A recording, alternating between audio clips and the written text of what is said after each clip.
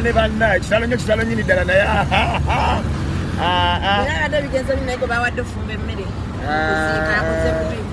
ebintu byakyuka omuntu bagamba tusooka kule ne tuziika abantu boogedde paka sawa 10 byonna bandibikoze naye notawa muntu wa restaurant ate kufumba n'atabola mu bantu okitegeera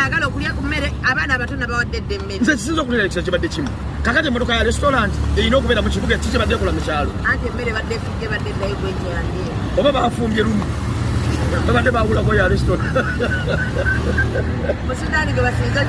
ate bamukoze bamukozeeki owa ekibadde kitya